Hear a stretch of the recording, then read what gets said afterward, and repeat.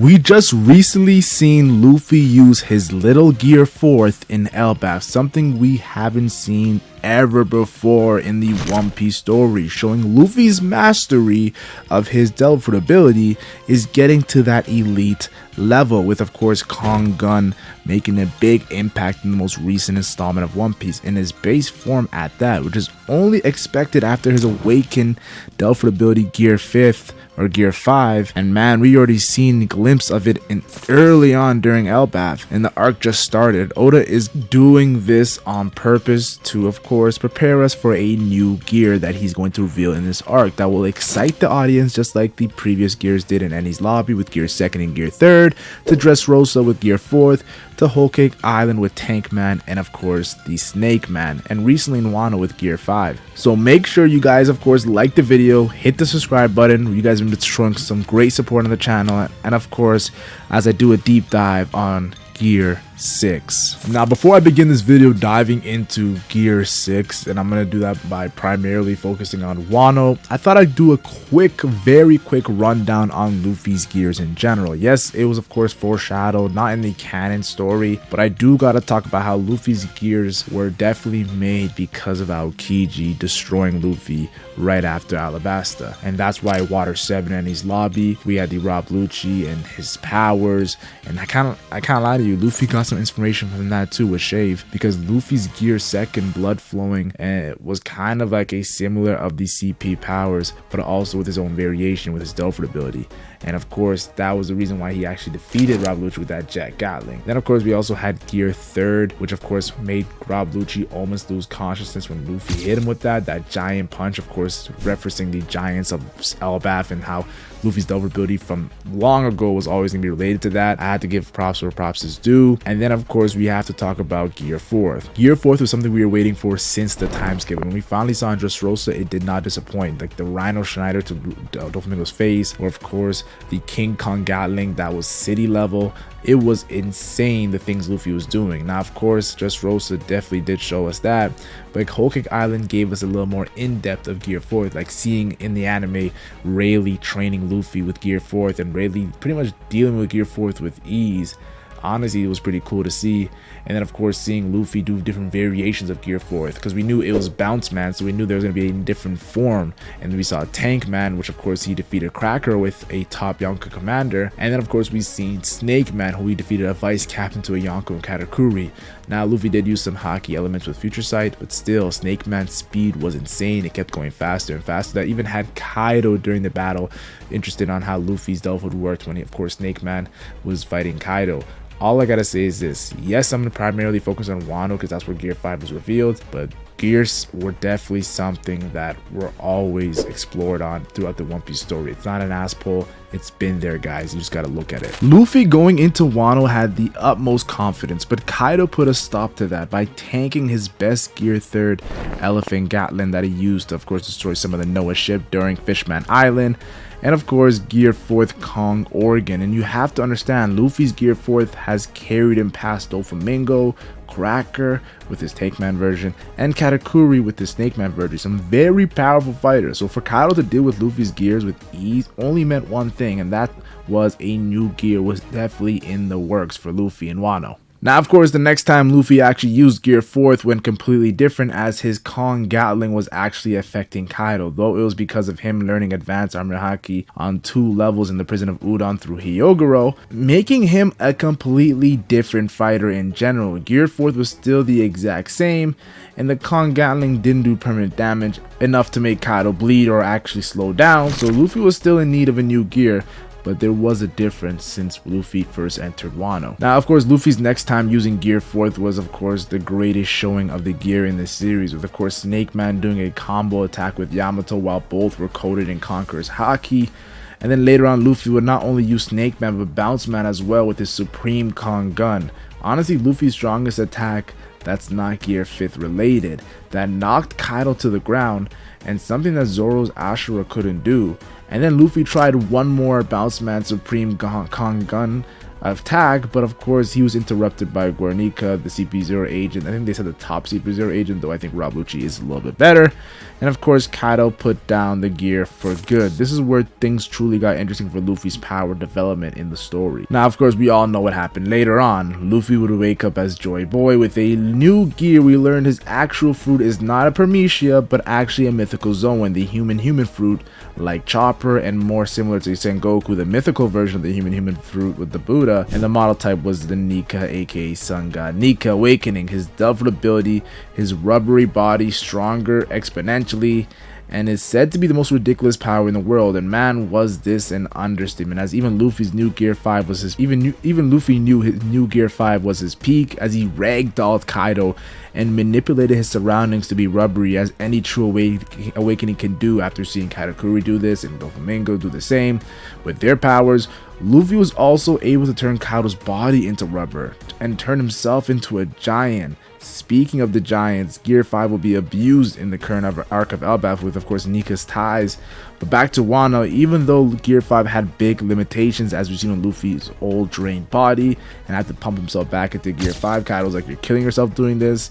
Versus, of course, the strongest creature alive, then you have to do some things that could affect your health in the future. And Kaido knew Luffy was doing something out of the ordinary with his pure white transformation, coating himself in Armor Haki and Conqueror's Haki, while also influencing anything around him with his ability, fighting with the most freedom Kaido has ever seen in his life. And Kaido has seen monsters in Roxy Zebek, his former captain, Whitebeard, his former crewmate, then there's Goldie Roger, the Pirate King, and then the Kazuki Oda, the man who permanently scarred him, with Enma, and lastly the only living man, Red Hair Shanks, known to currently have the strongest haki in the series. So yeah, Luffy's Gear 5 definitely left an impression on both Kaido and us as fans, as Kaido asked Luffy who the fuck he was. Yes, let me say that again for you guys. Kaido asked Luffy, who are you, as he held his face in pain, and Luffy jokingly tried to name his attack, showing how raw Gear 5 was when it was first revealed. For goodness sake, Luffy grabbed lightning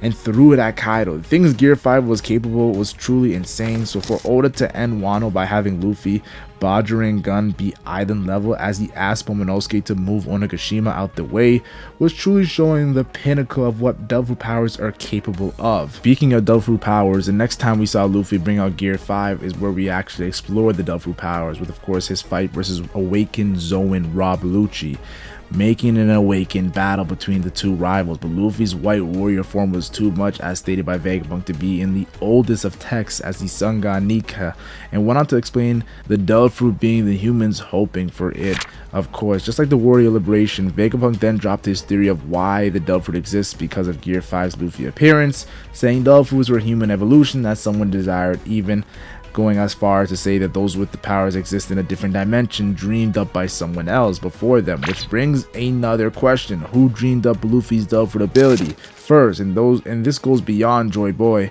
and the Void Sentry. But let me not get too sidetracked. Back to Gear 5. We seen Luffy making goggles out of his hair and rocketing himself into Lucci, making him almost lose consciousness, showing how Luffy's new gear can low diff and awaken hakied up CP0 agent with ease. Yes, this power was ridiculous, but it was also very, very strong. The next time we see Gear 5 Luffy is versus Admiral Kizaru, a very worthy opponent, who of course was more up to Luffy's speed, no pun intended, as he cut Luffy with his light sword, the same light sword he used versus Rayleigh during the Sabaody arc, and of course distracted him with his light clones. Luffy then ate Kizaru's light beam attack that was meant for Vegapunk, as it burned him from the inside. This fight was not your typical battle, as one was attacking Vegapunk and one was defending Vegapunk. It wasn't really like they were trying to defeat each other.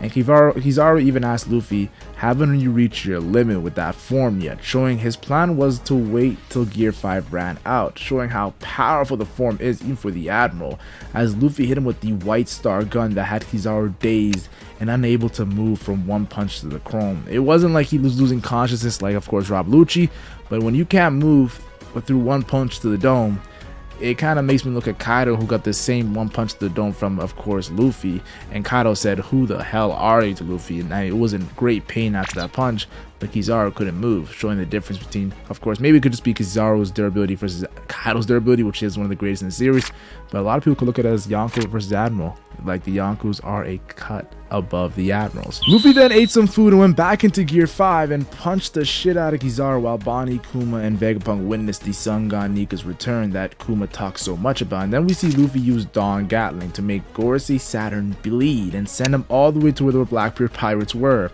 As Luffy is dodging Saturn's attacks, Kizaru does the finishing blow to Vegapunk, which of course pisses off Luffy, who grabs one Gorosei in one hand in Saturn and an Admiral in the other, of course in Kizaru, and made me think, could I see Luffy doing the same to Kaido and Big Mom during Wano? Just saying, it sounds crazy. This could stop the Gorosei Admiral agenda of them being Yonko level.